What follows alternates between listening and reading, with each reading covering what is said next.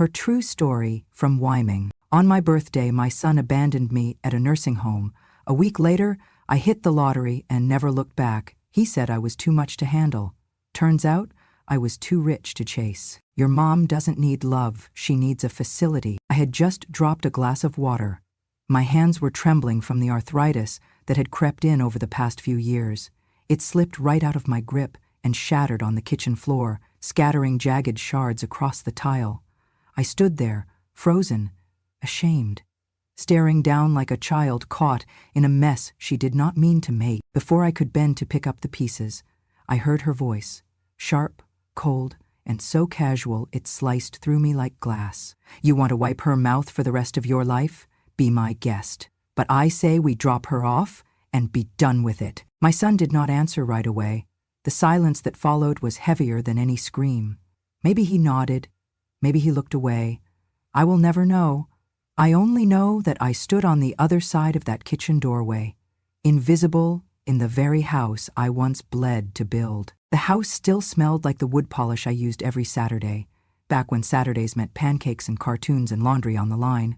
The photos on the wall were ones I had hung, family vacations, graduations, Christmas mornings. And yet now, every corner felt foreign, like a museum where I was no longer allowed to touch the exhibits. I had been a nurse for 33 years. I had held the hands of dying children, stitched up drunk teenagers, and sat by countless bedsides where no family came. I had buried a husband and raised a son alone. I had balanced the checkbooks, fixed the roof twice, and even negotiated with the bank when we were 3 months behind on the mortgage. But none of that mattered anymore. Not to them. Now I was just the woman who dropped a glass. I remember the sound of the glass hitting the floor, more than the pain in my knees when I bent down. It was the sound of something breaking that could not be glued back. It was the moment I realized I was not a mother to them anymore. I was a mistake they were tired of fixing. I should have said something. I should have stepped into that kitchen, looked my son in the eye, and asked him where the hell his memory went. But I stayed silent. Not because I agreed, but because I was afraid that if I opened my mouth, the only thing that would come out was a sob. There is a specific kind of humiliation that lives in silence. It is not loud or theatrical. It is the quiet sting of realizing you are no longer respected in the place you once ruled, with grace and grit. I watched my daughter-in-law step over the broken glass with a wrinkled nose, like my clumsiness had offended her personally. She tossed a dish towel toward the floor and walked away. My son followed her, no longer even looking at me. They did not see me crouch down to pick up the pieces with trembling hands. They did not see the cut I got on my palm or how I wiped the blood on my old housecoat. They did not hear the quiet apologies I whispered, not to them, but to myself, for staying this long, for believing I still mattered here. That night, I sat in the small guest room they had pushed me into 2 years ago. The walls were bare. No family photos. No smell of my favorite soap. Just a bed, a small dresser, and a window that looked out onto a backyard I once gardened with joy. I thought about all the times I had said no to help, no to moving into assisted living, no to selling the house. I had said no because I thought being here, with my son, meant something. I thought love was stronger than inconvenience. But that day, in that kitchen, I understood something that took me almost 8 decades to learn. People do not always remember what you gave. They remember what you need. And once you start needing more than you can give, you become a burden. That is what I had become, a burden with shaky hands and a memory that sometimes fumbled for names. Later that night, I heard them laughing in the living room. My daughter-in-law's voice rang sharp, her words curling with that tone people use when they think old people cannot hear well. If she cannot even hold a fork anymore, what is the point? They laughed. They laughed while I sat upstairs, bleeding from a cut they did not notice, in a house I once filled with warmth. That was the night I stopped calling this place home. Crisis does not always come like a fire. Sometimes it walks in quiet, barefoot on familiar floors, and simply takes its place at the table. I lay in bed with the lights off, staring at the ceiling. My fingers throbbed, my pride did worse. The ache in my chest was not from age, it was from the truth. I had become something they tolerated, not someone they loved. And somewhere in the dark, I finally whispered the words I had been too ashamed to say aloud. They do not want me here. I was not just unwelcome, I was in the way. That realization hurt more than any cut, more than any fall I had ever taken, because it meant I had to face the truth I had been avoiding for months, maybe years. In the house I once built, with hands that had healed, cooked, comforted, and carried, that same house now saw me not as a person, but as a problem. And the worst part was not the betrayal. It was the understanding that this was not sudden. It had been growing, inch by inch, hidden under polite smiles and closed doors. I was no longer seen. I was no longer heard. I was just a spoon that slipped, a cup that broke, a mother who needed too much. I lay there in silence, knowing that tomorrow would bring something I could not stop. I just did not know yet that it would also bring something I could never have imagined. They told me we were going on a little trip for my birthday. A weekend retreat, my daughter-in-law had said too cheerfully. Just a little getaway. You deserve some pampering. My son added, "It's a nice place, Mom, real quiet. They've got gardens, good food, even book clubs." I wanted to believe them. I really did. After everything, I clung to the small hope that maybe, just maybe, they remembered who I used to be, that I was still worth celebrating, that 79 years of living, of giving, meant something. So I packed carefully. I chose my nicest blouse, the one with the delicate lace collar my late husband had always liked. I brought along 2 books I had been saving for a quiet day, and a pair of thick wool socks that kept my feet warm at night. I even added a small tin of lavender lotion I had been saving for a special occasion. This, I told myself, was special. I imagined a quiet cabin in the mountains, maybe tea in the afternoons, maybe someone bringing me a slice of cake while my son smiled and said, "You've earned this, Mom." That morning I sat by the window in my coat, hands folded, heart hopeful. They loaded my suitcase into the trunk, and I held on to that hope all the way through the 2-hour drive. But when the car turned into a gated drive, my chest tightened. It was not a resort. It was not a cabin. It was a facility, the kind with beige walls, faded signs, and too many windows locked from the inside. I looked at my son, confused. He avoided my gaze. "We'll check you in real quick, just for the weekend," he mumbled, as if the words tasted bitter. My heart pounded. My hands gripped my bag so tightly my knuckles turned white. Something was wrong. Everything in me screamed that this was not what they said. Inside, the smell of bleach and old linens met me like a slap. A woman behind the counter smiled politely, but her eyes darted from me to the clipboard in front of her. My son whispered to her. I caught only fragments. "Stays quiet. Some forgetfulness. Family emergency next week." They led me to a room with pale yellow walls and a single bed made military tight. There was a plastic chair by the window, a television bolted to the wall, and no hint of celebration. No balloons, no cake, no music. I turned to my son. "Where are we?" I asked. "It's just for a few days," he said, too quickly. "We'll come back. Just get some rest." Then he set down my small bag, just one. Not my suitcase, not the one with my books or my socks or the blouse I had ironed, just a tote bag, like I was staying overnight, like I had not spent my life packing lunchboxes and healing fevers and holding this boy through the darkest nights of his life.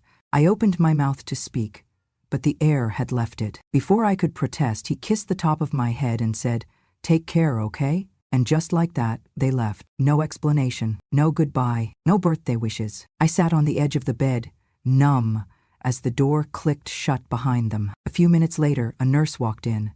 Young, polite, and clearly uncomfortable. She handed me a clipboard. "Your son signed the paperwork. You're on a full-time care plan, Mrs. Gardner. Indefinite stay. He said you were aware." I stared at her. "Aware," I whispered. She shifted awkwardly. "Sometimes the transition is hard." I looked down at the paper. My name, my date of birth, my medical history, my son's signature. Indefinite, indefinite, indefinite. The word echoed in my head like a scream in a hollow cave. I clutched the arms of the plastic chair. My breathing got shallow. Not from age, not from illness, but from rage. They planned this. This was not a retreat, not a getaway. It was an exile, a removal. They dressed it up with lies and fake smiles and the promise of rest, but it was nothing more than abandonment. wrapped in a bow. In that moment, I was not a mother. I was a task completed. I wanted to scream. I wanted to rip up that paper, to storm out into the parking lot and demand they take me home, but they were already gone. The tin of lavender lotion sat unopened in the bag. My books, my socks, my carefully folded blouse, they were still at home. My home. The one they'd just removed me from without a second thought. I looked out the window, past the manicured garden, and into the dying light of a Wyoming afternoon. Snow was starting to dust the hills. It looked peaceful, beautiful even, but all I could feel was betrayal. They had calculated this, not an impulse, not a desperate decision. They packed my bag. They lied to my face. They timed it for my birthday so they would not feel guilty. That was the worst part. They wanted to feel good about what they did. I sat alone in that pale room, knees cold, heart burning, and screamed inside my chest. I screamed without a sound, because what mother wants to admit her own child would rather erase her than honor her. I did not cry, not that day, but something inside me cracked, and this time it would not be glued back. The room smelled like disinfectant and despair. It clung to everything, the curtains, the sheets, even my skin. A sharp, sterile scent meant to signal cleanliness, but never comfort. The kind of smell that told you, this is a place for endings, not beginnings. Every morning began the same way. A knock at the door, a nurse too cheerful for the hour, a reminder that today was oatmeal again. They called it a care facility, but the care felt more like management, routines, rotations, regulated pills in plastic cups, faces changed shift by shift, but the tone stayed the same, gentle, practiced, emotionally detached. I never caused trouble. That was important to me. I took my medicine without complaint. I smiled when they asked if I was feeling okay today. I sat through the group TV hour, even when the channel was something I had no interest in. But inside, I was taking inventory. Every comment, every glance, every sigh when someone asked to be helped to the bathroom. We were not people here. We were tasks. I sat through lunches in the cafeteria, where the tables were filled with other women like me. Some quiet, some confused, some clinging to memories that played on repeat. I watched the aides serve food, then retreat to their phones. I saw the way they spoke to some of the more frail women, with exaggerated baby talk, as if age had stripped us of dignity. And I remembered my daughter-in-law's voice. If she cannot even hold a fork anymore, what is the point? She had said it with a laugh. A joke, supposedly. But it was a truth in her heart. That fork, that glass, that trembling hand, that was all it had taken to convince them I was no longer useful. No longer a matriarch, or a caregiver, or a person of worth. Just another expense in the spreadsheet of their lives. In the hallway outside my room, there was a bulletin board decorated with cut-out leaves and construction paper pumpkins. Fall into friendship, it read. Below it were sign-up sheets for bingo, chair yoga, and memory games. I stared at it one afternoon and wondered how long I would have to be here before I gave in and wrote my name, but I could not do it. Not because I was better than this place, not because I thought I was above the others, but because I was still mourning something no one else could see. The moment I stopped being someone's mother and became someone's burden. There was a woman across the hall, maybe 10 years older than me, who spent her afternoons staring out the window and whispering names. I asked her once who she was talking to. She said, all the people who said they'd visit. That stayed with me. She was not angry, not bitter, just waiting, hoping. And I realized I had already let that hope die. I was not waiting for my son, not for a birthday card, not for an apology. I was waiting for something else. Not revenge, not yet, just clarity. Every night, as I lay in my narrow bed under the thin blanket, I repeated her words, all the people who said they'd visit. I imagined all the mothers, grandmothers, wives who had sat in this same bed, looking at the same crack in the ceiling, wondering where their lives had gone. And I knew then I was not the first woman to be quietly discarded by the very people she had lived for. It was a strange kind of comfort. Misery, as they say, loves company. But I was not miserable. I was furious. And beneath that fury, something unexpected. Focus. I had spent the past few years apologizing for needing help, for being old, for taking up space. No more. If they wanted to forget me, fine. Let them. I would not forget. And I would not forgive. My hands still shook. My memory still skipped sometimes, like a record with a scratch. but my mind was clear. Clearer than it had been in months, because now I knew exactly where I stood. I was in a room that smelled like antiseptic and hopelessness. But I was not broken. Not yet, not even close. It was on the third Thursday, I think. Or maybe the fourth. Time moved differently in that place. Slow, syrupy, and without punctuation. I was looking through the small bookshelf in the common area, the one where residents donated old paperbacks and large print magazines. Most of the titles were mysteries or devotionals, dog-eared and dusty, the kind of books people left behind when they thought they would not need them anymore. Tucked behind a copy of Wuthering Heights was a thicker novel, cloth-bound, faded blue, the collected works of Emily Dickinson. I recognized it instantly. It was mine, not just the same edition. Mine. My name was on the inside cover, written in Helen's handwriting, still neat even after all these years. I sat down hard in the armchair by the window, heart pounding like I had seen a ghost. She had given me that book on my 21st birthday, back when we were both still working at the hospital in Cheyenne. She was a nurse too, sharp, funny, fearless in a way I never quite managed to be. Helen had loved me once. I knew it, even though we never spoke it aloud. Not because she said anything, but because of all the things she never had to. The way she made me soup when I had the flu. The way she looked away when I brought up the man who would become my husband. The way she wrote me letters, even after I married him and moved away. I opened the book slowly, like it might crumble. Between pages 112 and 113 was a folded envelope, yellowed but sealed. I stared at it for a long time before breaking the seal. Inside was a letter, dated nearly 15 years ago. My dearest Ruth, if you are reading this, then life has brought you low enough to search for something soft, even if it is just paper and memory. I do not know where you are or how old we are now, but I know one thing. You deserved better. Not from me, I think I did love you as best I could, but from the world, from life, from whatever cruel hand has made you feel small again. So here is something I bought on a whim. A lottery ticket. Silly, I know. But if the world is going to be unfair, maybe luck can even the scales. The numbers are mine, but the hope is for you. If you ever feel like life has taken everything, try this, just once, just in case the universe owes you something back. With more love than I ever said aloud, Helen. Taped to the bottom of the page was a folded lottery ticket, brittle at the edges, numbers printed faintly. I did not cry, I laughed, not from joy, and not from delusion, but from the absurdity of it all. Even from the grave, even after decades apart, Helen still believed I was worth more than I had settled for. It was not about the numbers. It was about the faith that someone out there, someone long gone, still thought I deserved one last gift. I held the ticket between my fingers and looked out the window. Snow had started to fall again, soft flakes dancing against the gray sky. The wind moved the branches of the trees in the courtyard, like they were waving.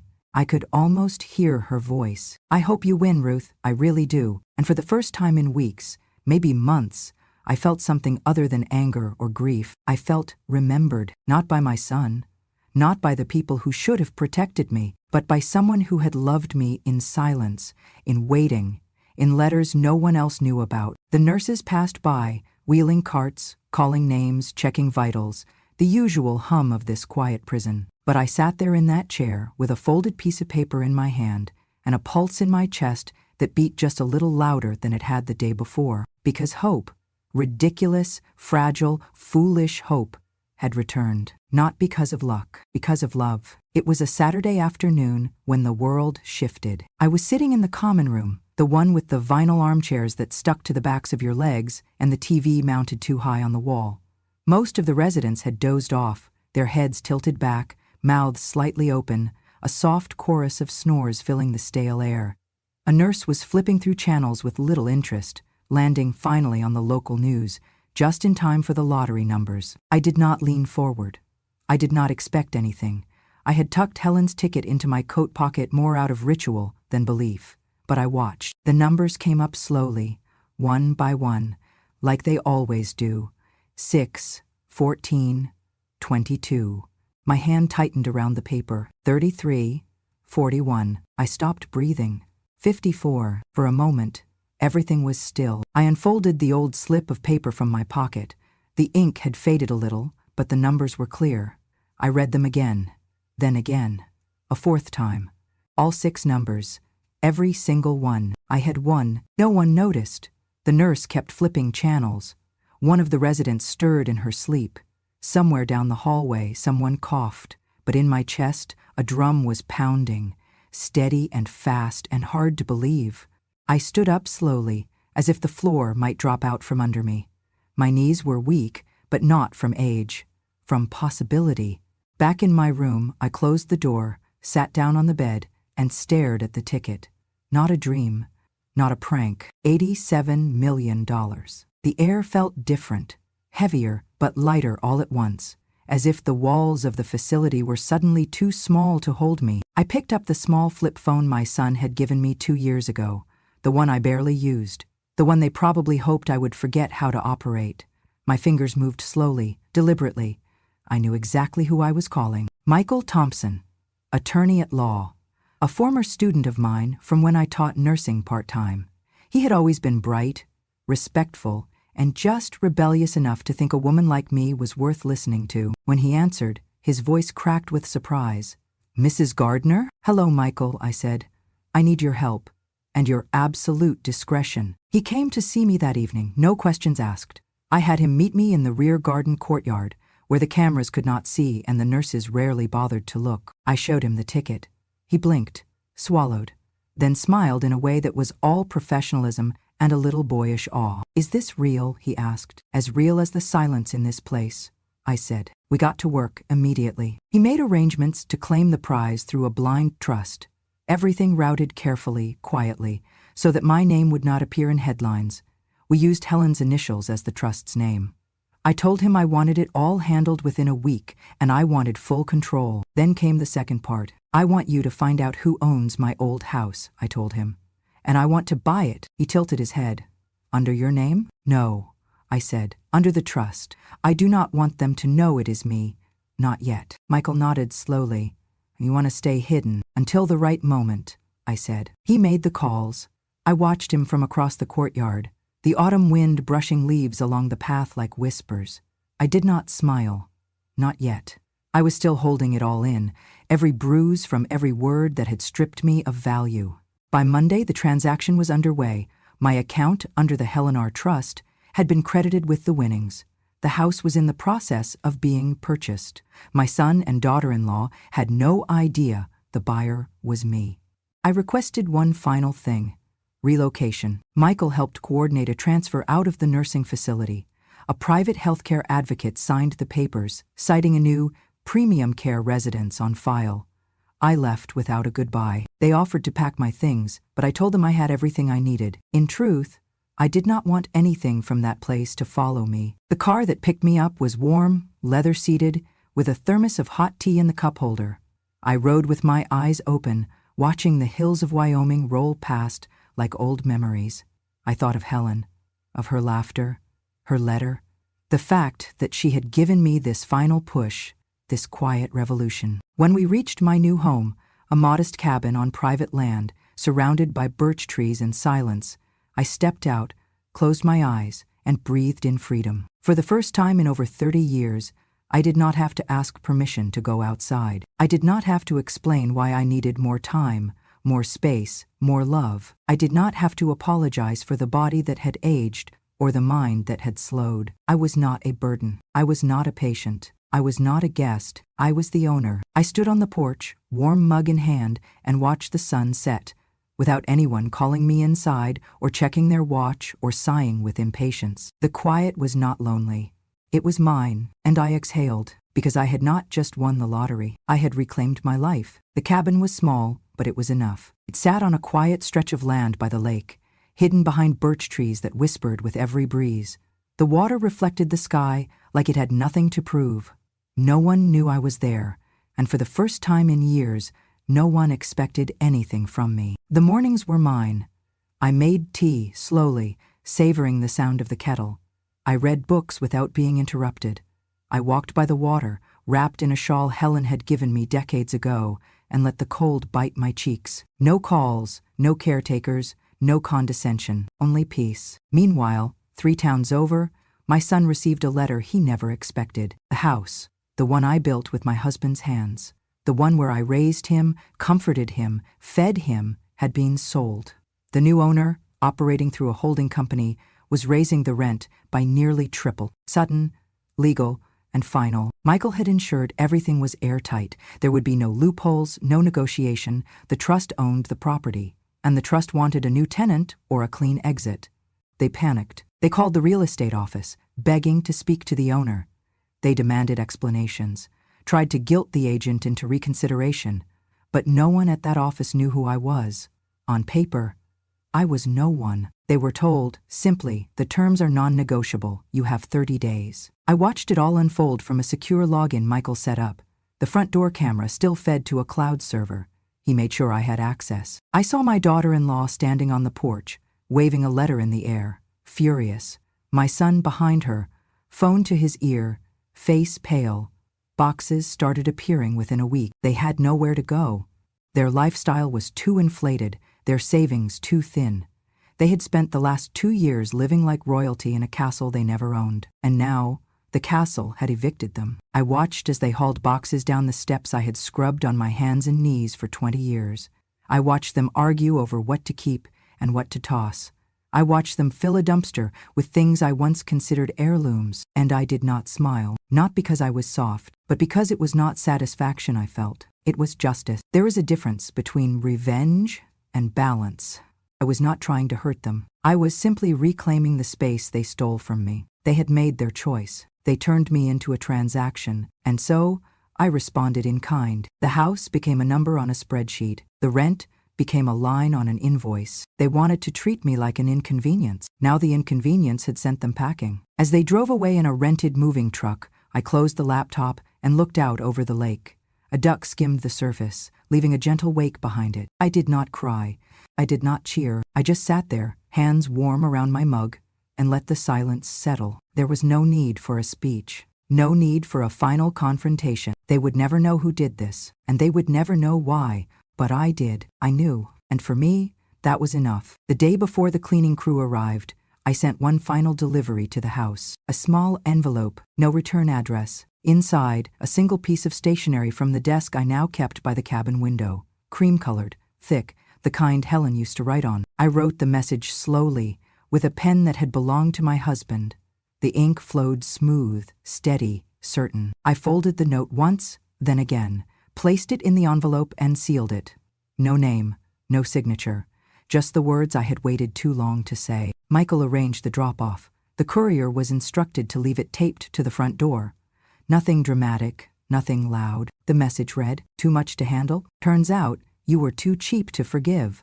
It was the only thing I left behind. I never heard their reaction. I did not want to. It was not for them. It was for me. They had called me difficult, needy, fragile, inconvenient, but I had never once raised my voice. I had never once slammed a door or thrown a plate or made them feel half as small as they made me feel every single day. They said I was too much, and yet they took everything I had to give, my time, my history, my home, and still decided I was not worth the effort of kindness. So I left them the only thing they left me, cold truth. It was not a plea for closure, not a cry for reconciliation. It was a ledger, balanced, paid in full. They had made me feel disposable, forgettable. They forgot, of course, that some things don't break when you drop them. Some things sharpen. That paper on their door, it was not revenge. It was a mirror, and if they looked at it long enough, they would see exactly what they had become. I never signed my name. They did not deserve it. They had already erased me from their lives, long ago. I simply returned the favor, not with hate, with precision. I was not taking back love. I was returning absence, one silent envelope at a time. No one knows my name here, and for the first time in a long time, I am grateful for that. The cabin sits just far enough from town that the mail arrives in a bundle every few days. I walk down the narrow path each morning to collect it, wrapped in a shawl, boots crunching on frost-bitten grass. It is a quiet ritual, unremarkable to anyone passing by. But to me, it is freedom. Each morning begins the same way. I boil water for tea, slice an apple, and sit by the window with a book in my lap. I read slowly now, not because I have trouble understanding, but because I finally have time to savor each sentence, The world no longer rushes me. No one calls my name with urgency. No one checks a clock and sighs when I speak. I am not a burden here. I am not anything to anyone, and that is its own kind of peace. Some afternoons I write letters, not to my son, not to the people who left me behind. I write to women like me, to names I find in articles, in local obituaries, in forums online, women who were discarded, sidelined. I never send the letters directly. I work through small nonprofits now, quiet, underfunded organizations that still believe in handwritten notes and second chances. They deliver my messages to nursing homes across the state, folded neatly with care packages I fund anonymously. Sometimes it is just a blanket, sometimes it is a framed photo of a garden, sometimes it is a note that says, "You're not forgotten, you are not a mistake, you are not alone." No one knows where the money comes from. The checks arrive signed by the Helen R. Trust, and that is enough. I sponsor music hours, new mattresses, holiday meals. I fund transportation so residents can attend church or just visit a park. These are small things, but to people who have been made to feel small, they matter. They matter deeply. I do not want my name on a plaque.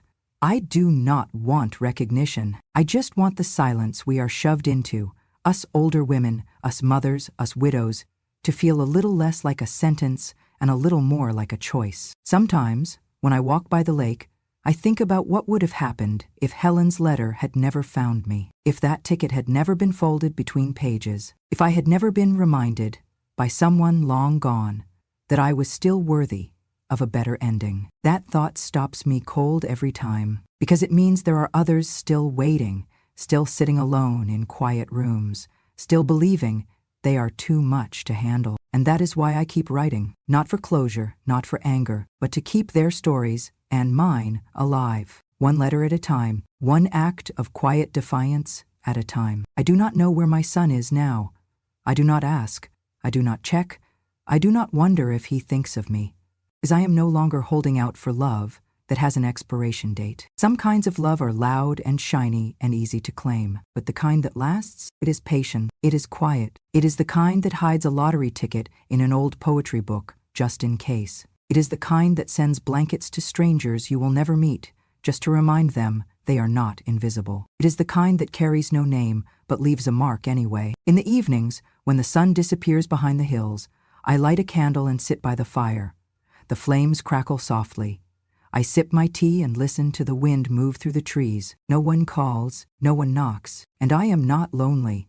I am whole, because I know now that I was never too much. I was simply too strong for small hearts, too sharp for shallow people, too real for those who only wanted me quiet. They could not handle me because they never tried to understand me, and that is not my shame. That is theirs. I do not need them to know I am doing well. I do not need them to wonder where I am. I do not need them to see me happy. I just need to know that at long last, I am living a life that feels like mine. One without apology, one without fear, and without needing to ask if I am allowed. And that is enough. It is more than enough. Because after all this time, I finally believed the one truth I used to whisper to myself when the lights were off and the house was silent. I do not need them to know I lived well. I just need to know I lived right. Thank you for listening to my story. If it touched your heart even just a little, know that you are not alone.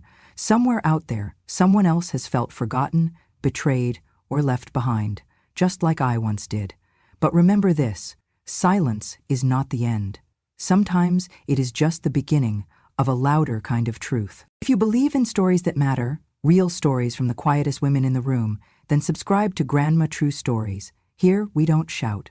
We remember, we reveal, and we remind the world. Revenge has no expiration date. Wisdom doesn't scream. It endures. And when a grandma speaks, the world listens. Click subscribe and join a community where the forgotten are finally heard.